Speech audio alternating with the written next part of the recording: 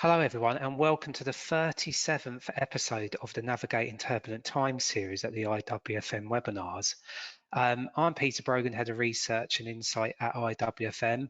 And as you can see today, our presentation, or webinar today, I should say, is about exploring future workplace strategy. And it's a very different webinar we've got today in terms of it's an interactive journey. So you as participants, viewers are in control of the journey of today's episode. And a little bit unusual today that, as you see on your screens today, we've got a stellar panel, but it's not our normal intro we're going to do today. So we've got Ian Ellison, James Pinder and Simone Fenton Jarvis. So we're just going to go through some real-time decisions today in terms of a case study. And yes, there's stellar actors as well as great professionals in their day jobs. And today we're going to just go through a Q&A as well. So that's a dedicated section at the end of the webinar. So please send through your questions. Also, just as a reminder, this webinar is recorded, so please pass on to colleagues and clients in terms of the recording. So enough from me. Now I'm going to hand over to James, who's going to facilitate today's session and take it from there. So James, over to you. Thanks, Peter. Yes, I'm James, and I'm going to be sort of taking you through the next half an hour or so in conjunction with Ian and Simone, who I'll introduce in a moment. So thanks for joining us today. We've got an interesting and very relevant FM and workplace situation that we need your help with. And it might not be too dissimilar to some of the challenges and decisions that you're currently facing in your day jobs. So this is a fictional case study of a UK business. But it's informed by lots of current real life experience and evidence. So it's structured in a way that means we're going to ask you to help us sort of navigate through this situation using the polling feature of this of GoToWebinar, which if you've been on these before, you might have used, but it's pretty straightforward. So this is almost, I guess we'd describe it as a bit of choose your own adventure. So nice and interactive. So every few minutes, we're going to ask you to help us make a decision, and that's going to inform what the business ends up doing. And then at the end, we'll take stock of where we ended up together, and we'll have a bit of a discussion about it. So hopefully this will generate lots of questions and comments as we go along. So if you do have questions or comments, please add them to the comments box, the chat thread, and we'll get to as many of those as we can at the end of the session. Okay, so right then, so today I'm joined by Simone and Ian. So Simone and Ian work for an insurance company called Greylock. So Greylock has about 900 employees. It's a UK company, and it offers a range of consumer insurance products. So think of it in terms of a Churchill or an Admiral. That's who sort of Greylock's competitors would be. And in the last few years, their online business has really flourished. So business-wise, they're in pretty good shape.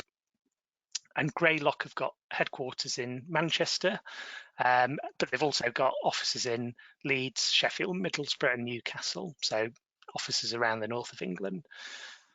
So Simone is the company's workplace manager, and she's responsible for Greylock's 5 offices in the north of England. So Simone, would you just like to introduce yourself, please? Yeah, hi everyone. So I'm in-house workplace manager at Greylock. I'm responsible for the employee experience. Really want to get that kind of sense of community in the workplace. It's all about the people. Over the last 12 months, obviously, we've all been kind of working remotely. And our remit has continued, how can we make sure that everybody's having a really good experience remotely? It's more, for me, it's more than workspace. It's not about the building. It's definitely, how can we make sure that people can thrive no matter where they are, home, work, in the local coffee shop. So my remit is basically to, bring facilities, HR and IT all together to really drive that employee experience. And I think we've got a really good opportunity to, reinvent how we work in the future to make it people-centric. Oh, that's brilliant. Thanks, Simone. Thanks for that introduction. We're also joined by Ian, who is the company's is Greylock's outsourced head of property and FM. So, Ian, would you like to just briefly introduce yourself, please? Ian, you're on mute, I'm afraid. I'm sorry to have to say that. For crying out loud, honestly, I will never get used to this. You don't have mute buttons in the office, do you? Obviously. Right. Okay, so hello everybody, good afternoon. Really, really sorry about that. Not normally that unprofessional. I'm an outsourced facilities manager working for an FM service provider for Greylock, and I would kind of view myself as the custodian of Greylock's office buildings. My job is to ensure that they're safe, functional, cost efficient to run. And if I'm honest, the last 12 months have been really quite challenging for me because of this constantly changing situation with, if only the politicians would make their minds up, give us some guidance so we knew what we were doing with our buildings, that would really make a difference to me. So, but what I have been able to do is I've focused on ensuring that Greylock's offices are safe and compliant for those who've needed to use them, because that's what this is all about. That's what this is all about for me. I'm looking forward to things returning to normal so that I can focus on my day job, get back to supporting Simone, supporting the business from a facilities perspective.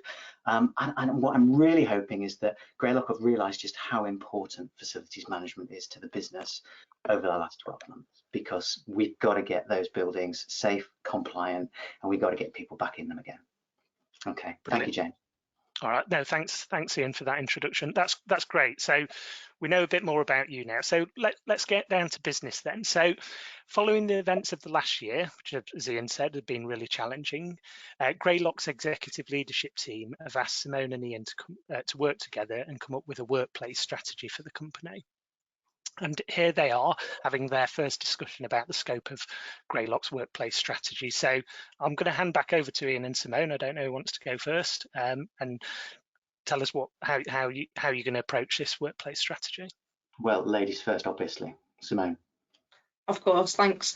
I think, for this strategy now that we need to consider here is, it's not just about the physical building. It can't be. If we think it's about the physical building, I guess if we look forward a few years, there'll be no such thing as facilities management if we just, surround ourselves with just the building. I think, we need to really focus on the people and how they're using that space, and the building's there as an enabler. I do think there's space for the building, but I don't think that should be the default. Really? Are you sure about that? Yeah, well, last 12 months we've shown that we can work differently. So why would we go back to how we were working before? Well, okay, right. So let's just get one thing straight. Facilities management and workplace, they are all about the bricks and mortar of the buildings, okay? And that's what a workplace strategy needs to be focusing on. And, all of this stuff about what a workplace is and, the last 12 months have shown us that we don't need to work. Are these buildings not real? Do we not need to look after them and keep them safe and keep them compliant? We need to stick to our knitting, Simone, right? Property and facilities management, that's what our job is. That's what we're specialists in. Right, that's what we need to think about doing. Yeah, but if people can work outside of the building, what is our role when people are working outside of the building? What do you mean? What is our role? What is the facilities role if we're not in that building working? Well, these have been unprecedented times, but things will go back to normal. People will come back to work, and people need to come back to work. That's where they belong. Work is for work, home is for home. This work-life balance nonsense that everybody's talking about, honestly, we need to get a line between those two things. Well, we've just done a survey of our people, and 95% have said that they want to work flexibly, and if not, they're going to move to another company. What do we do about that? Okay, well, maybe, yeah. Is that a part of a workplace strategy, or are we just getting pulled off course now? I don't know. Right. I'm not sure we're seeing eye to eye here. Okay, I'm going to jump in because I think this could go on for a while. So, all right, I'm going to turn to the audience now and say, so based on what you've heard from Simone and Ian so far, what do you think Greylock's workplace strategy should be about? So we're going to do a quick poll. You've got only two options. So option A is Greylock's Greylock's workplace strategy should be about property and facilities needs and how they can be met going forwards. So that's option A. Option B is Greylock's workplace strategy should be about how Greylock's people are going to work going forward and the workspaces and technology needed to enable this. So which of those two do you think Greylock's workplace strategy should be about?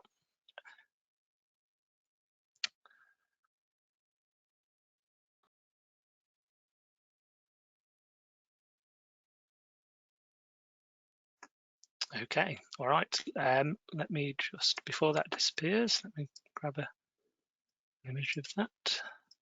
All right, fantastic. All right, thanks for that. Thanks for giving us your opinion there, and thanks for the feedback. So the next issue that Simone and Ian are wrestling with is whether to involve Greylock's employees in the development of the workplace strategy. So traditionally, workplace decisions at Greylock they've tended to be based on the views of the company's exec team, the executive team. And yeah, maybe senior managers would also get involved, but it was primarily the executive that made those decisions. However, Greylock have got a new chief people officer, and she's been encouraging a more inclusive approach, particularly over the last year when people have been more dispersed. And some of her colleagues on the exec team, they might also support this approach, this more inclusive approach. So this has prompted a bit of a debate between Simone and Ian. So what I want to do now is just find out a bit more about that debate and how they view this issue. Well, before we kind of get into this, I maybe just like to comment on the result from the first poll. I mean, I think we need to make sure that traditional FM is represented in this. And Simone, I don't know if you've been getting all your LinkedIn buddies to register for this, because I'm quite surprised about that first result. I really do think we're putting ourselves at risk, and I think, folks, we need to pay attention to the rest of the information for the rest of this webinar, so that you need to be making the right decisions. Okay, so what was the question again, James? It was about, should we be involving people or not? Yeah, the employees, should they be getting involved in developing and shaping this workplace strategy? Are the employees experts in workplace and strategy? Simple question, right? We're the experts. We should be the ones leading on the development of it. Okay, if we ask the employees what they want, they're going to give us a wish list, right? And we won't be able to deliver it. And it's all good and well, Simone, you saying, we should engage people, but it's fine being the client. When you're in a service provider position and you're contractually obligated to meet certain service levels, how on earth can we meet the expectations that are going to come from this wish list? One of the key service levels is to, employee experience and customer service. So if we don't meet their expectations, we're not going to meet them levels in the SLA anyway. Well, maybe your SLA in terms of engagement, but not my SLAs in terms of efficiency and compliance and safety and things like that. But if we're going to go down that route, then people aren't going to want to return to the building. If we're going to be focusing on experience as the in-house workplace manager, then you as the FM provider, you're not going to be relevant anymore, because what you're trying to achieve and what we're trying to achieve as a customer, they're not aligned anymore. Well, that's an opinion, and you're very welcome to it. But given the question was, should we be helping people decide, or should we be getting them involved in deciding for themselves? At the end of the day, Greylock's executive team, who I do report to, by the way, are the people who know best about the future of this business and what the facilities employees need. And what we should do, we should be talking to them, and then we should be providing what they've asked for. Okay, because they're the senior team. That's what this is all about. If we look at things like, you can go back 30 years, look at things like the cultural iceberg that show that the execs only are aware of 2% of what's going on in the business and, how the people experience is, yet the people are 100% informed. Do you not think that means that, 30 years on, we should actually start paying attention to some of this research that has been crying out to be heard? Well, again, as the client, you're very welcome to suggest that to the executive team. That's not the privileged position that facilities management is in from a service provider perspective. So I get that, I get all this sort of MBA waffle and all of this, research and whatnot, but that's not the real world, is it? The real world is executive decide what happens in a business, and in times of crisis, and let's be honest, this is a time of crisis, that's what they need to do for us, and then we can deliver on what they're asking. If productivity is increased and engagement's increased and the business bottom line is strengthened throughout this period, the execs, why would they go back to a different way of working and the traditional way of working when this has shown that actually it's working and we can actually reduce costs as well? Well, I think the reality, and let's not lose sight of the reality. The reality is that in the coming months, most employees will be returning to our offices, and I'm really not sure that we need to be changing much. I think what we need to be doing is almost kind of holding position, convince executive that that's the right way. If you're so interested in kind of, you know, convincing the executive of new things, convince them that this is that normal is coming back and people will be returning to work. And when we know what's going on, that's when we engage with employees and we communicate and we tell them what this is all about. The only thing that we know for certain in life is that things are going to change. And this has been a really good example that things have changed. You know, we can see that by listening to people, allowing them to work in a different way, enabling them, it's paying dividends. Why would we go backwards? Backwards? Okay, What, back to the office? Yeah. Right, folks, I'm just mindful that this could go on and on this particular issue. So let's go to the audience again and get them to vote on this and see what their view is. So this time we've got two choices. You know, Simone and Ian have got very clear different views on this. So what approach should Greylock take and what approach should Ian and Simone take? So should they work with Greylock's executive team to develop a workplace strategy and then let employees know about that, roll it out to employees and just communicate it to them? So that's the first option.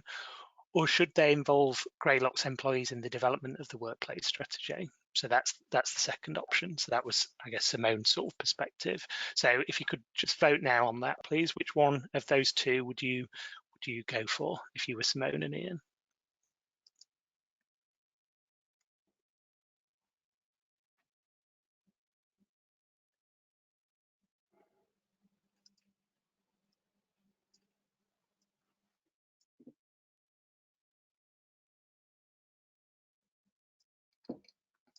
That's brilliant. So again, quite a difference in terms of the scores. Not quite as overwhelming as the first poll, but the second option seems to be the most popular. So we'll come back to those later on.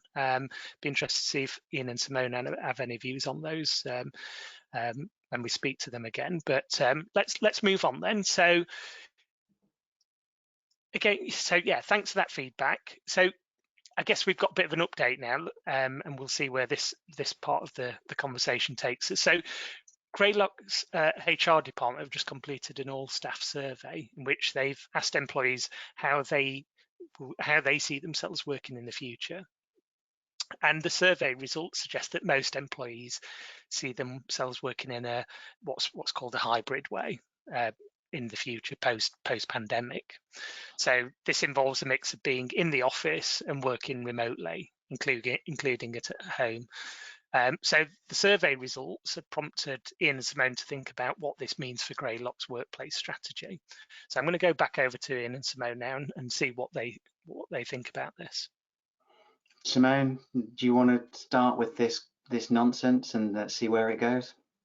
Yeah, happily. I mean, you can see that people are agreeing with the way forward, really. There's been so much research, you know, hybrid working, if this is the future, this blended way going forward.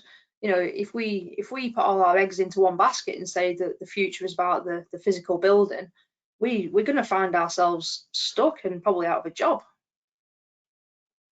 Why? I don't understand. What do you mean, out of a job? Buildings, will the buildings float away on a fancy fluffy cloud of HR loveliness? What's going on? No, but they might turn into residential properties or, you know, other spaces, because let's face it, this is the, you know, how many people at the moment are reducing their foot space. Right. Okay. So if we're going to do a bit of theory, let's do a bit of theory. Right. Hybrid working. What on earth is this, for starters? This fancy word that's popped up on all the media. We've been trying this stuff for years, right? We've been trying activity-based working. We've been trying task-based working. The industry that you are part of and I am part of has been trying to sell this to businesses for like the past 20, 30 years. And if we're going to talk MBA research, the first study about this kind of thing was an IT company in the early 70s. It was IBM. So all, you know, put it in a shiny new wrapper and give it a new name, call it hybrid working, and every exec in the land is interested in it. That isn't the way that something like this is going to be successful. And to be fair, we need to be careful that it isn't just a passing fad. And we end up spending loads of money on changes that aren't necessary and that we have to undo again. The buildings aren't going anywhere. The desks are still there. People were working perfectly fine before all of this. We're setting ourselves up for trouble here, Simone, honestly. We're not going to agree on much, but I agree on some of them points. You know, it is about a blended way of working. We can't just kind of say that there's not a purpose for the office. There's definitely a purpose. But I think the thing that we've not had before is this global experiment of remote working where we've all been in the same situation. It's not been trying to push treacle up a hill with a fork where we're saying to execs, let's do agile working, let's do activity-based working, let's do flexible working. You know, we've all had to do it out of necessity. And now we've all seen the light, you know, the genie's out of the bottle. We've seen the benefits of it. Well, in what way have we seen the benefits, right? I'm stood here in a bedroom, which should be for sleeping, and I'm stood here working in it. I'm isolated. I'm surrounded by my own box. I'm working endless hours because all of this webcam nonsense takes forever. I'm not sure we do agree. I'm not sure there's, you know, at the end of the day, you know, work was fine. Okay, and the minute that employees have left the offices is the minute this thing's out of control. That's not the way this is supposed to be. Managers manage, workers work, we managers make the decisions, okay? And until we hear otherwise from the executive team, the strategy really needs to be thinking about how offices are ready for when people no longer have to work at home. And I cannot believe that you think that other people don't agree with me. Right, we need to get back into work so that we can, you know, rub shoulders with our colleagues again and all of that nice stuff. You get excited about that nice fluffy stuff, right? You get that. So why are you not encouraging it? I think a balance, as always, is the crucial thing. Like, you know, I'm looking forward to going back to an office, but I also know that I don't want to be commuting 5 days a week. I want a blend. I want a choice of where I'm working. And you know, it's if we want to really work with our colleagues, I want to work in the office when I know I need to see them, not on the days where I need to concentrate and put my headphones on and hope that no one distracts me for the next 8 hours. That doesn't make sense.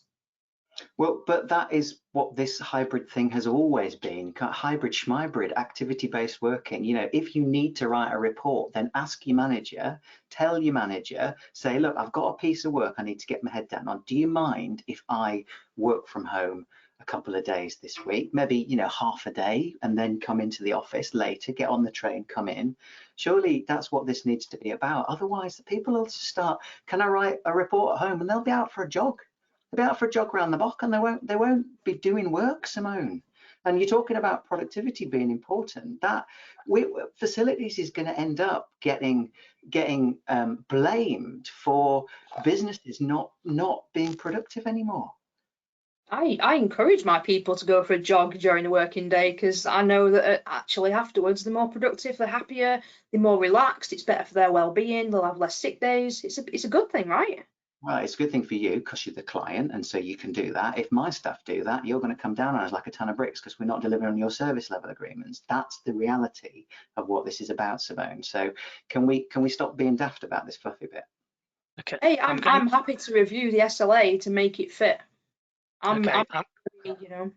Sorry, Simone. I'm going to jump in here because we're starting to get into SLAs. So what I want to do now is go back to the audience and just get their views on this. So what I'd like to do this time is tell me what you think about what Ian and Simone should do now. So what approach should they take? Should they create a workplace strategy that focuses on Greylock's corporate offices, so the first option, or should they create a workplace strategy that extends beyond the office and includes remote working? So that's Simone's perspective, I guess, ultimately.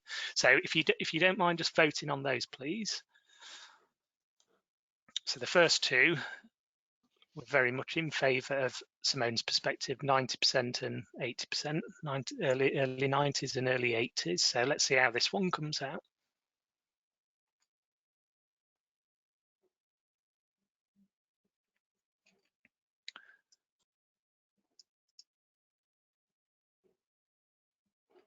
Okay, so again, I tell you what, can you hear me, James? I tell you what, you were all caught up in some bubble on LinkedIn about the future of work and all of this nonsense and bringing your whole self to work and whatnot. I mean, seriously, I can see this crumbling all around us. I really can. Okay, I'm not sure if the audience can see the figures, but just in case they can't, so 6% have subscribed to sort of Ian's perspective, and 94% have gone with Simone's sort of approach of extending it beyond the office, and that's kind of, you know, in line with the first two votes as well, which were sort of similar magnitude in terms of in favour of Simone's perspective. So thanks for that feedback. That's really useful. And the last bit of the discussion then we're going to go into now. So the HR survey results have also led to debate within Greylock's exec team about how hybrid working will work in practice and what it will mean for the company's officers. So some members of the exec team believe that employees should be required to come into the office a certain number of days per week.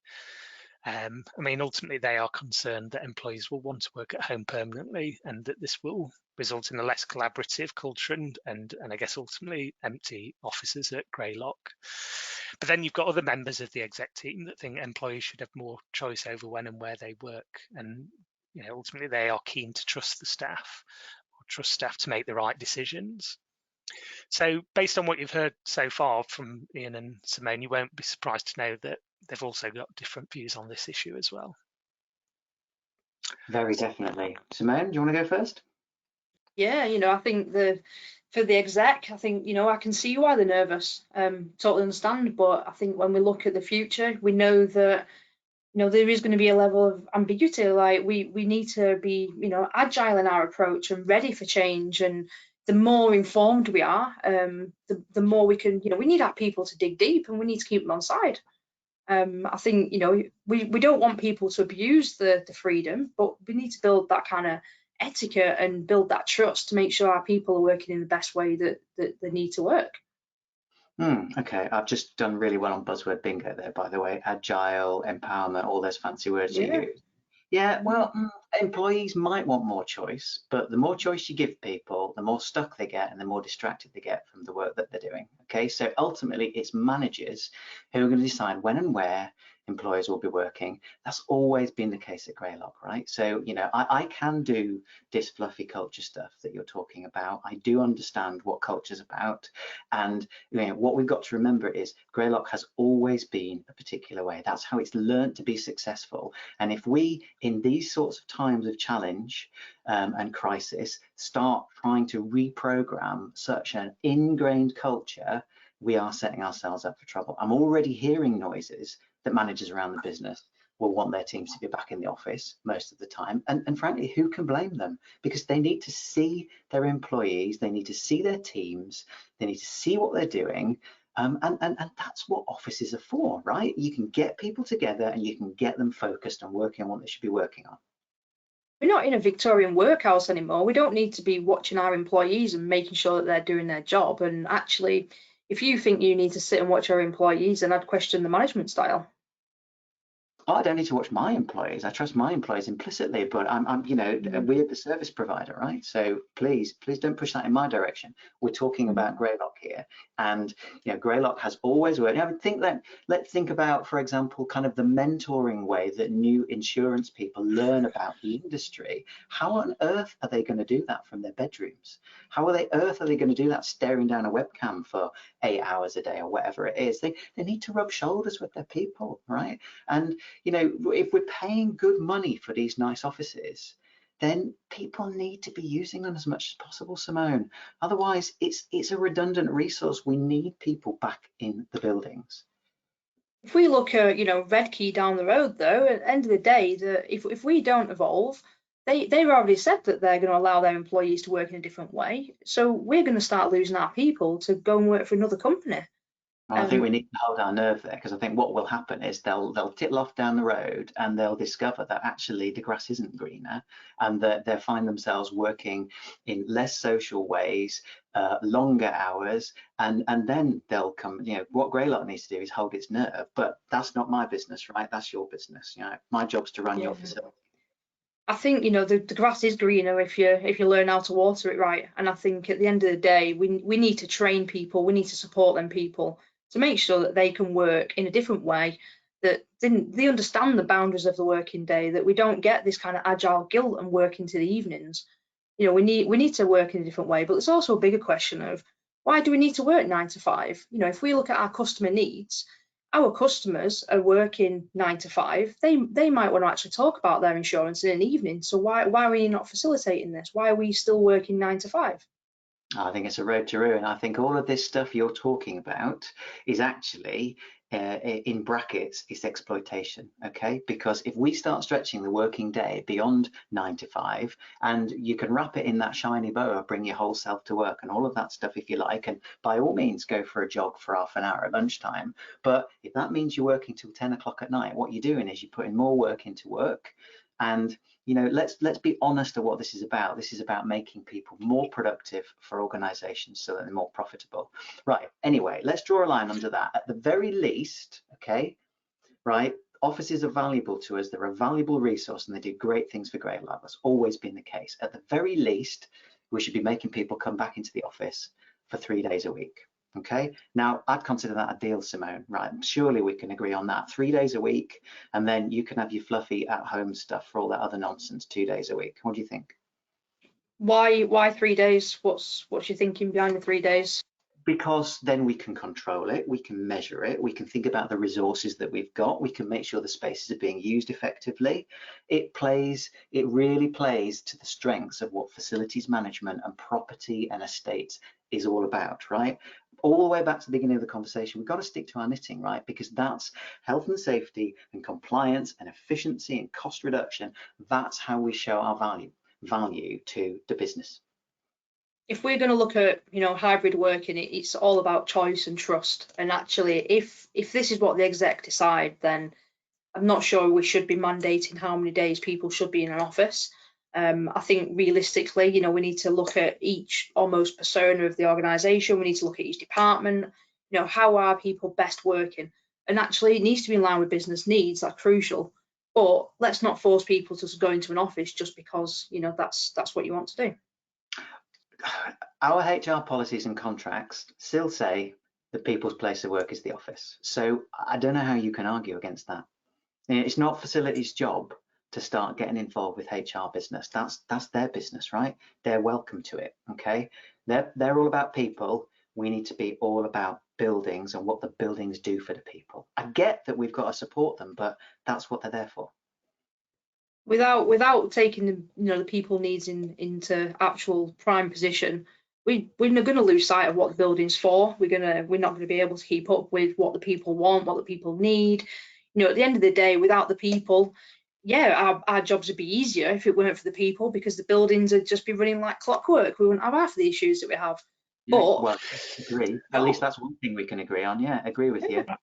Any final thoughts? I know that's a dangerous thing to ask, but any final thoughts on this one, because we do need to sort of move on eventually. Well, while we're here, we've mentioned HR, we might as well mention IT, because I tell you what, they've got loads of brownie points out of this. And as far as I can gather, IT have been there, like pushing a few buttons on their cloud, whatever, like selecting a few more server options, switching some new software on, okay, and they've got all these brownie points for it. And who's been in the buildings with their teams, making it safe, making it compliant, getting the tape out on every other desk?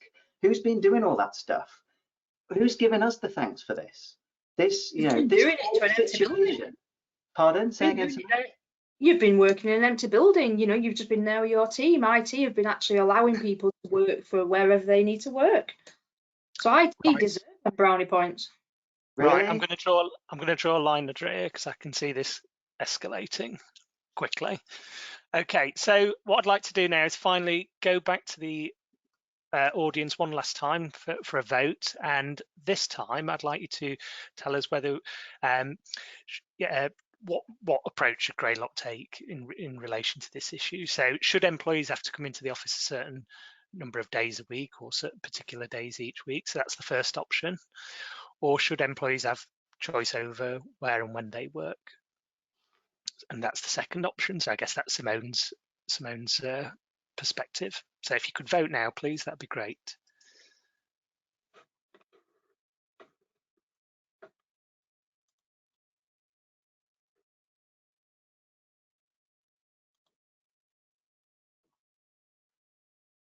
I can guess what's going to happen here.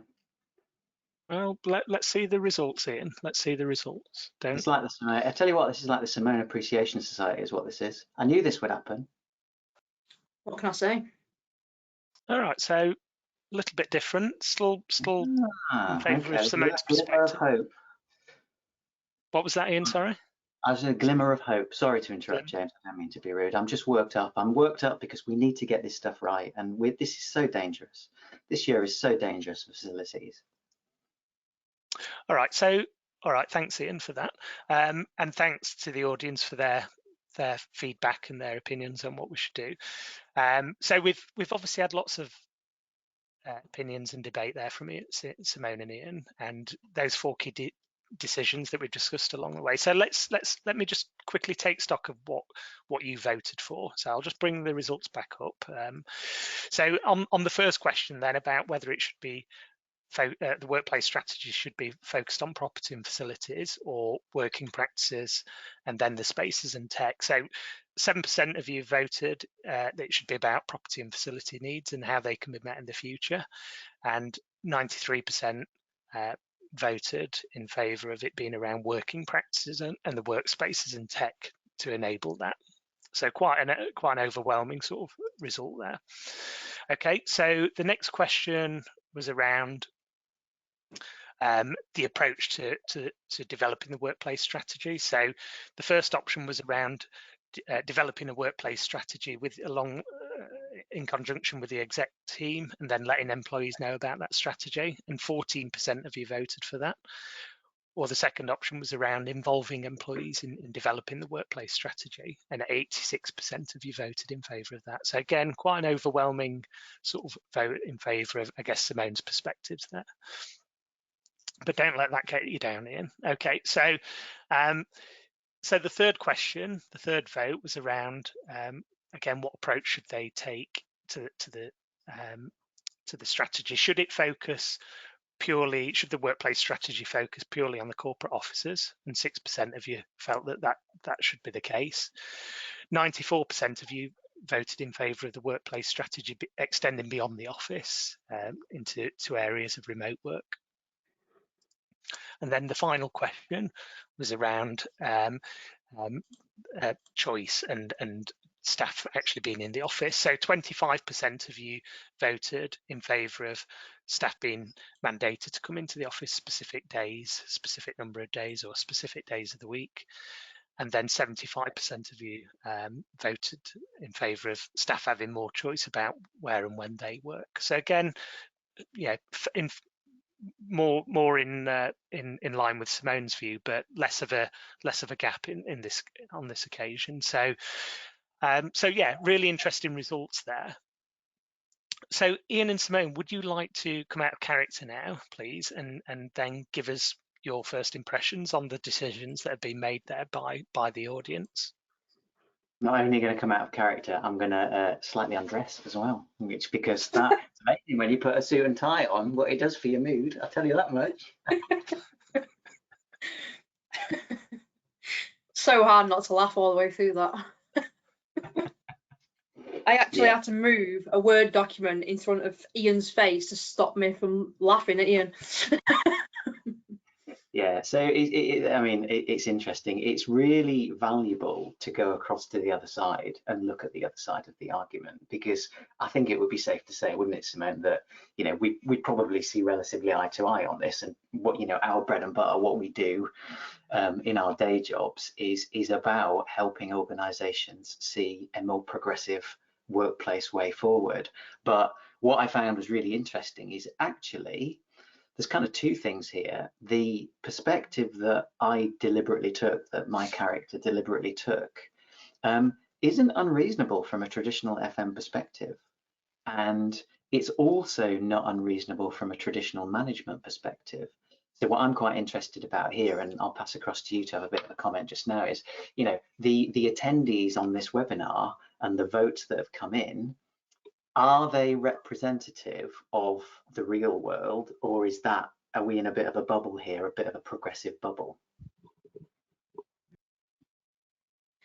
I think definitely, like I guess if you'd have been asking me this question a year and a bit ago, I'd have questioned whether I was in a progressive bubble. and thinking, actually, you know, am I a few years ahead of where the rest of the world's are? I think the last year has taught me that actually we should be moving forward. We should be progressing. It's the right thing to do.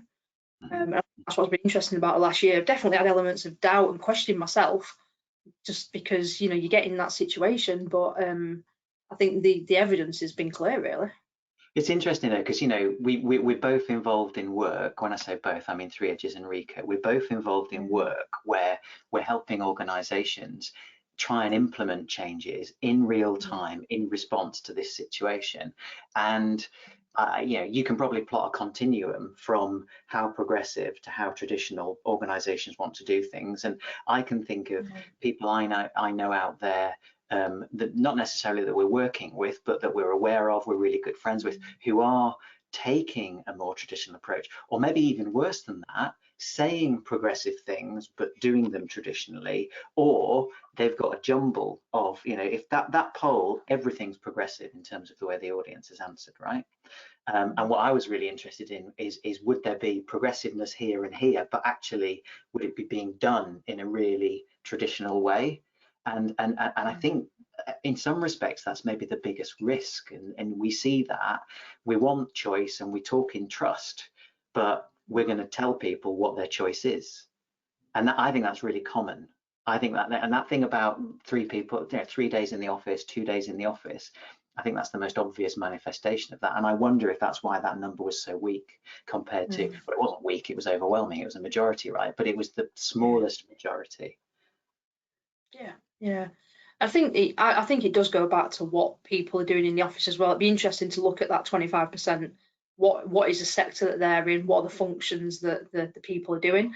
Because I do think there are some functions that are best done in an office, but I think we need to be careful about creating that kind of avoiding the resentment between people that can work in a more hybrid way and people that can't.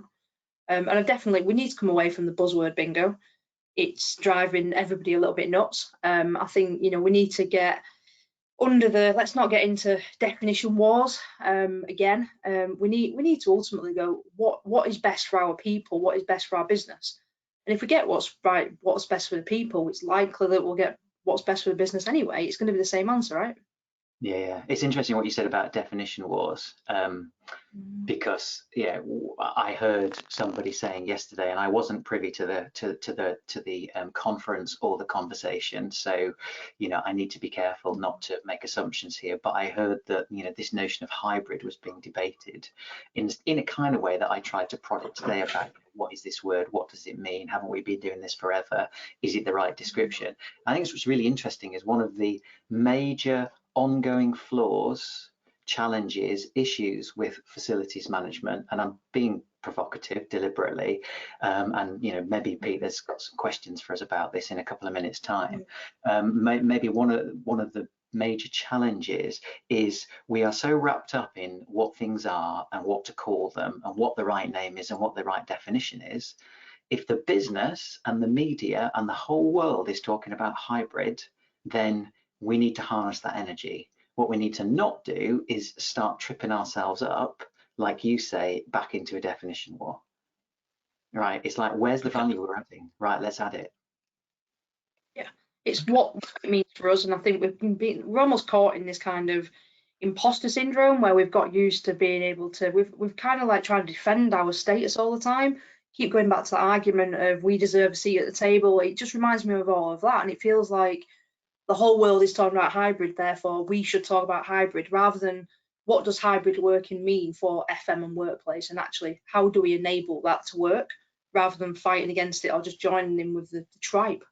Well, more importantly, not what does it mean for FM and workplace, what does it mean for the people we are there to support, the businesses and the people that we're there to enable? James? Yeah, I'm just keeping an eye on the clock. Shall we hand back to Peter now? Peter, do you mind sort of taking the chair role again, please, and maybe bringing in some of the questions and comments that people have made, if indeed they have made No, any? I don't mind at all. I don't mind at all. It was fascinating to watch, and probably why I stumbled over the intro in terms of the acting was that good, Ian. I think someone actually thought you were the real character you were portraying and actually left the webinar, because that was interesting. But certainly I got some comments about your acting ability, Ian, and I think from the votes it was intriguing.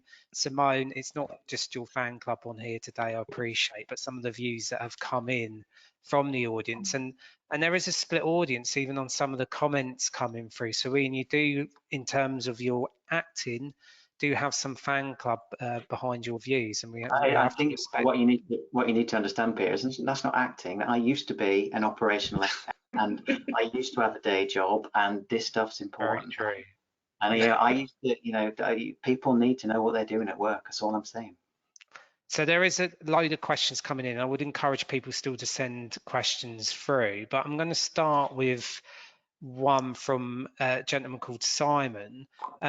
How should organisations plan for how much space they require moving forward and when to rationalise? So this question about space. So who wants to bring that up? And obviously, Simone, in your role at Rico and obviously Free Edges with your clients respectively, you probably ask this question quite a lot at the moment. So who wants to kick off? Yeah, we absolutely are. So I'll chuck a couple of ideas into the ring first. One is, this thing about rationalizing space. Well, you can.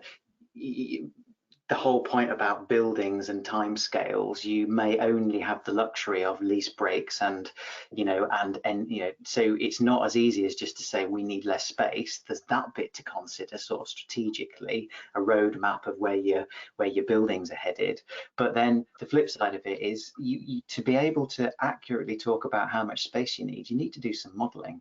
And you don't need to do this stuff to the nth degree, but that whole thing about how many people, when should people be in the office, the inclination is to need to control it so you can model for buildings, and actually trying to be far more progressive. The whole choice and trust thing, and people come in when they need to come in some respects that creates more issues for this bit. And so how you choose to deal with it actually influences how quickly you can get to that data. But long story short, you need to do some modeling.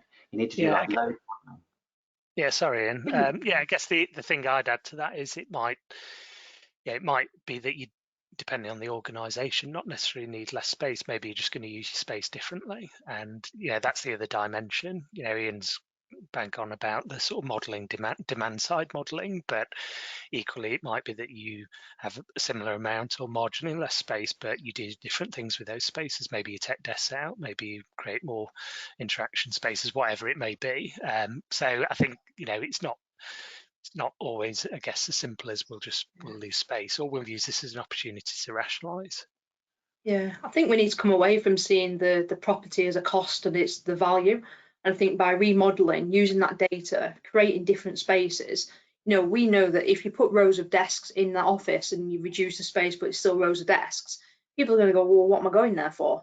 Is what we need to do is create this really, we know that people want to go to the space for people, right? And to collaborate and to innovate and get that face to face. So the spaces need to reflect that. And I think the more data we've got, the more modeling we've got. The utopia, right, is that you want to go to your favorite restaurant, you don't want to book a month in advance. So the space needs to be right. And if you're into the workplace world, you want to be able to just walk in and use a space. We shouldn't even have to book a meeting room a week in advance. It should just be there. And that's the utopia that we need to get to. Yeah, and I guess on that point, Simone, about if it's just all desked out and a space is desk, it's actually worse than that, because in some respects it becomes an anchor to the way we used to work, which if an organisation's wanting to change, maybe that's not the best thing to, it's quite symbolic, isn't it, as well as functional. Yeah. So yeah, there are questions flying through, and I just want to take this question from Joanne, and I did have it highlighted, so I should be able to find it quickly. Do you not think workplace strategy should not extend beyond the office anyway? Outside of COVID, companies already have home working contracts, so they need to be covered within workplace strategy. So thoughts on that from Joanne? Could we just unpick that one a bit? Are we saying how are we reading that one? Are we saying that they need to be separate, or are we saying that they need to be integrated? What we're reading into that answer? So I think the question, do you not think workplace strategy should not extend beyond the office anyway? So I think it's in terms of the workplace strategy beyond, confines of I think the she's building. saying it should be integrated. Yeah. Okay, well, it's interesting, and I think this is the big dilemma for facilities management, right? So, whether it's in-house or whether it's service provision, what is the current expected remit of facilities management beyond the four walls of the office? Well, it's probably about health and safety, if that's part of like what you're responsible for. It's probably about compliance. It's probably about furniture provision. It might stretch into tech stuff if you're lucky, but or if you're unlucky, depends how you view it.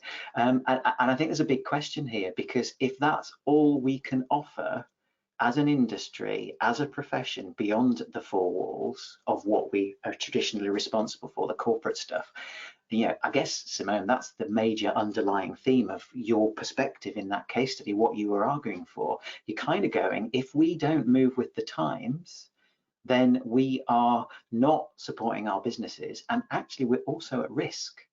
And I think that's the point. I remember talking to a chief marketing officer of a major global FM service provider several years ago, and they were thinking about how you stretch the value of facilities, the value of that into people's home in a way that it actually brings services to them in a way that services have never been brought before.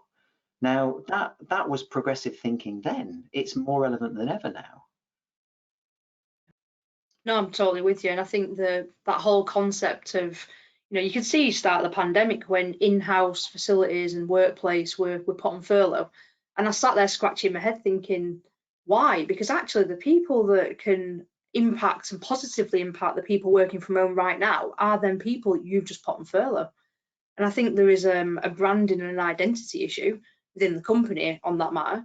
But I think there is, we've got a chance now to really show how we can add value, and we need to integrate the whole person and where they're working. It can't just be about the office. Mm-hmm. I think, the final thing I'd say to that is just encouraging that thinking to be progressive. And it's very easy to say, it's a lot harder to do because sometimes you don't know what you don't know. But if the mindset of working at home is around that compliance, and that's stuff that my character is really in favor of, then it becomes a tick box exercise. It becomes very constraining.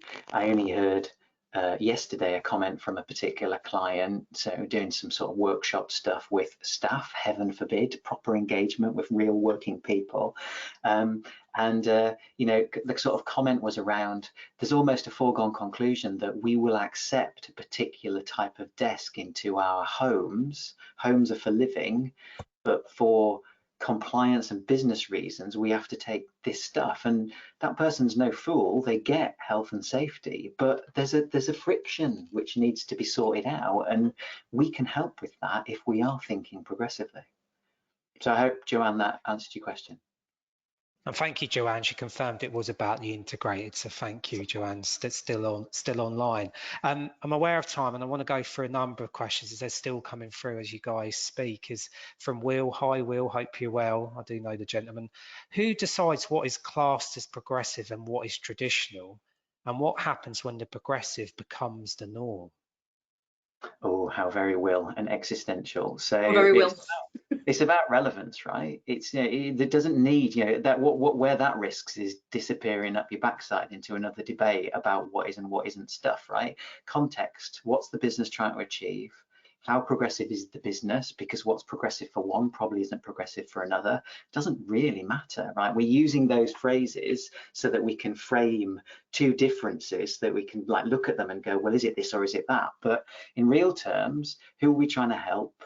What does this stuff mean for them, and how do we help them get the best that they can possibly get from it? When progressive becomes the norm, well, does that mean that when hybrid becomes embedded and the future of work is people have trust and choice, and if you were a progressive, you'd argue that that means the quality of life will improve because you can get out for a walk with your dog, Will, whenever you need to, as much as you can work whenever you want to as well, and everybody's happy. But horses for courses, different things for different people. Yeah, and I think from making sure that we stick with that kind of growth mindset almost of when the progressive comes the norm, we need to maintain that, well, what's next? We need to always be looking at how it can be improved, keep evolving, otherwise we'll be stuck in this argument again in 15 years time, just in a similar but different case. See, there you go again with your growth mindset, all that fluffy human stuff, dear me. Wow. It was something that came out of one of the last polls. It was about the 25% about people number of days, and it'd be interesting your take, because I want to add here, Ian, there were a couple of individuals that certainly were agreeing with a number of your points, I know, within today's webinar. And I think it was a point that you raised about being siloed or isolated in your room there, and it's a question coming from Colin around, I agree, we're in danger of going down the sitting at home and staring at the screen scenario. Can you see a balance going forward? But what happens to facilities? So he talks about hybrid working, but generally that point of what will happen to facilities, in essence, if we just move into a hybrid working? That's a killer question. Can we take it in two parts? So the bit about how do you not end up in four walls staring down a webcam left, right and centre?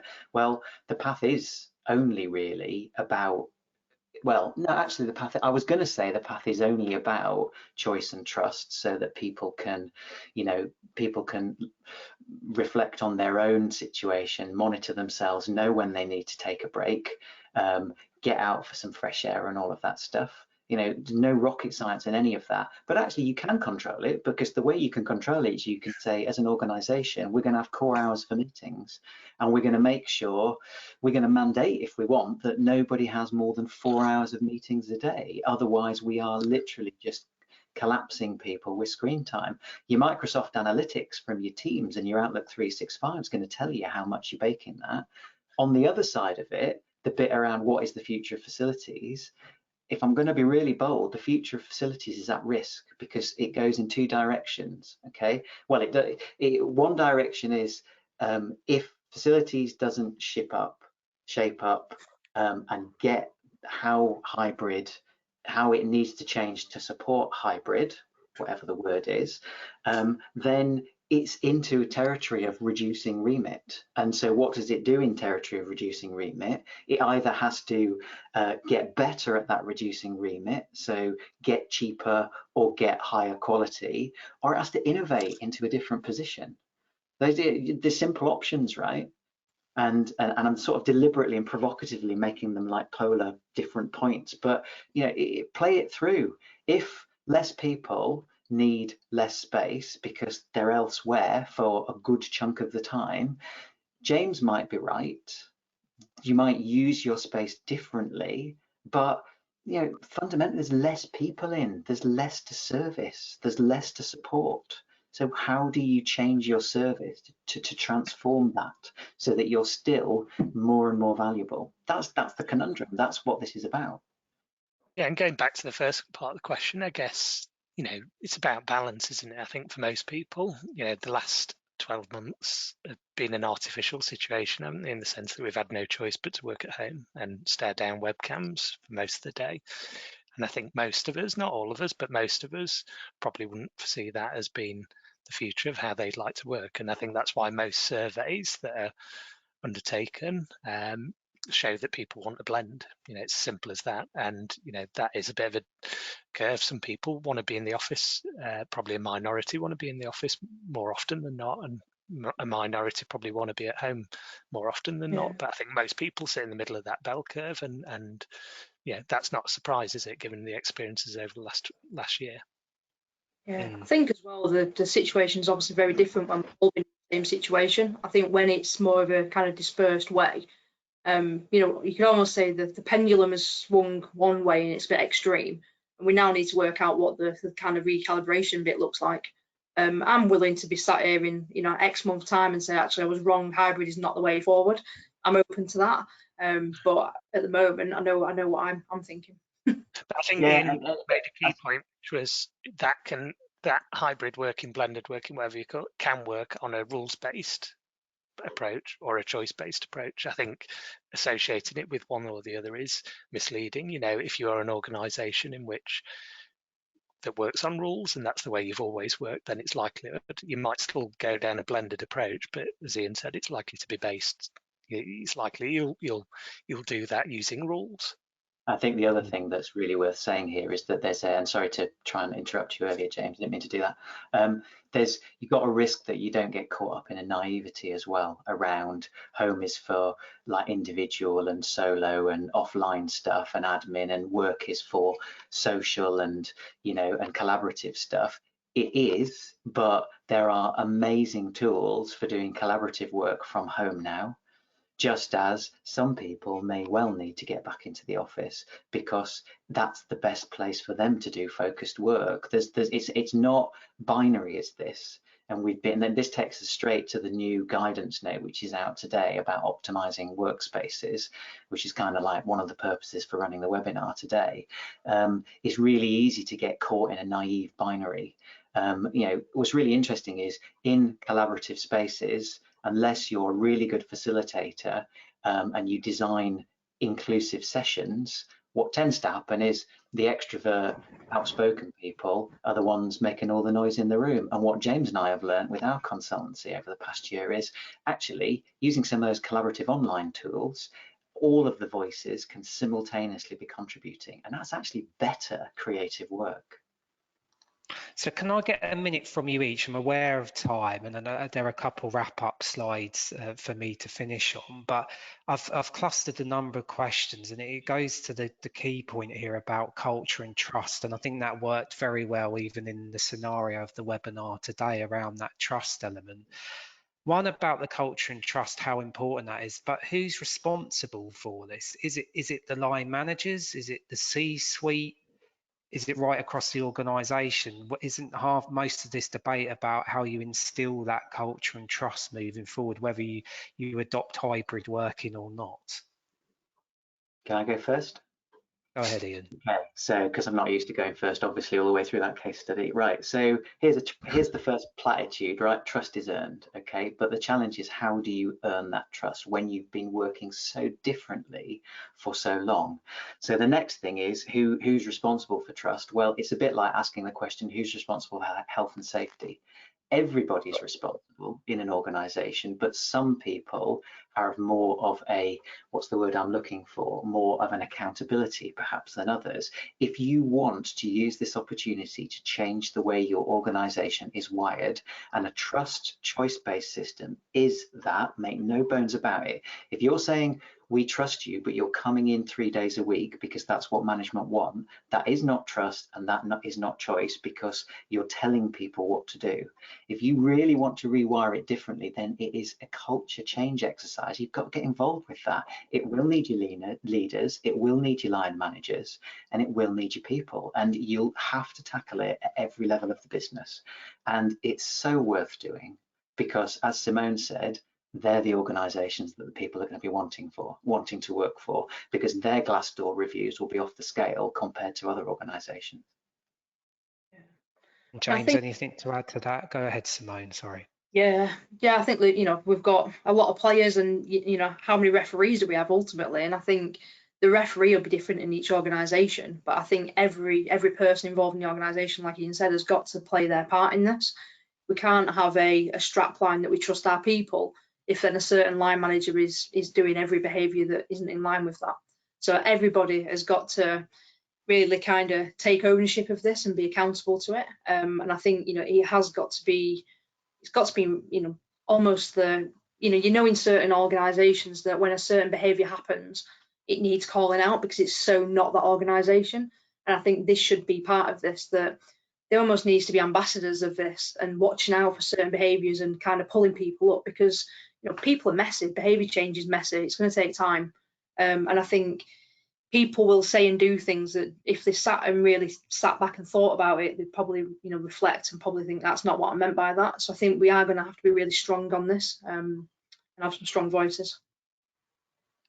And James, anything to add? No, I think Simone and Ian sort of covered everything I was going to say, but I guess going back to that point, actions speak louder than words, you know, if particularly at senior leadership level, and that sort of idea of modelling behaviour. So, you know, if you're expecting people to work in a certain way, then you need to lead by example, and that can have a really powerful influence on how people work. So, yeah, but other than that, no, nothing else to add. Okay, I just want to say a massive thank you for those that have sent questions in, and I appreciate we could have spent another hour just doing the Q&A, but we will send the questions on to Ian, Simone and James, and hopefully we'll get back to you in terms of answers to that. But as it was a very interactive session, there is one more final poll that I'd like to bring up, and it's about how well equipped is your organisation to deal with these sort of decisions at the moment. So there's an option there. The organisers behind the scene will leave it up there for a few more moments for you to vote on. So this is our last poll of the day, poll fatigue or survey fatigue, but hopefully not. So how well equipped is your organisation to deal with these sort of decisions? So we're already well equipped, we're learning as we go, we're not even thinking about them. I'm not sure. So it'd be intriguing to see after what you've heard today where your current organisation is to deal with this. So I think we close the poll there. And if I can move my screen across to see the results. 6 in 10 people saying we're learning as we go. We're already well equipped, 3 in 10. And a very small percentage saying we're not even thinking about them. And also 7%, which is intriguing in its own right. I'm not sure. So thank you for that. So at that point, if we close that down, I just want to say a massive thank you to Ian, James and Simone, one for their stellar acting ability, but generally how we brought the session to life. And we've tried something a bit different on our webinar today, and hopefully that's come across. And on the feedback I've seen in the chat, certainly we had the vision, which we wanted, but also many people complimenting how today's webinar went, which is good. As promised and mentioned, and really the suite of the RICO guides as our partner there, the Empowering People, as Ian mentioned already, Optimising Workplaces, that's on our website, was launched today. But there's the back catalogue of all our series to date. And a lot of that was weaved in today's episode as well. And there's some real important points there. So as the slides move along, that's where the Creating Better Workplaces is housed. God, I want my horse racing commentary at this rate. Optimising Workplaces in partnership with RICO. That's the new guide. As I say, it's been launched this morning in partnership with RICO. Another excellent guide to our suite. So please have a look at that, as well as the other guides that mentioned there. These are all housed on the Insight Hub, our dedicated contact hubs, research reports, good practice guides, guidance notes and more, as well as today's episode that will be available tomorrow will be housed. Also, COVID-19, this will be regularly updated as we talk about return to work, the regular updates on this pages. So please look at that. That'd be great. Again, if there's any case studies, best practice, please send through to the email address there on what you've heard today. And again, I just want to say thank you to Ian, James, Simone for that support from RICO on our guidance and support of this webinar today. But lastly, for the viewers that have tuned in for the hour 7 minutes, sorry we've gone slightly over, but as I said, the Q&A could have gone on for another hour. So thank you for tuning in, and hopefully you've engaged in today's episode. Please have a look at those guides, get involved in the exercises, start challenging in your own organisation, and hopefully they will help you with your own workplace strategy, certainly moving forward. Next week's episode will be another interactive session. We have Richard Mullender, those from our 2019 conference, the hostage negotiator. So he's going to be talking about the art of the listening, which is always important, and I'm told I don't do enough of, so I will be on that webinar myself. So please tune in for that. So thank you everyone, take care, keep safe, and keep joining these great webinars. So thank you again.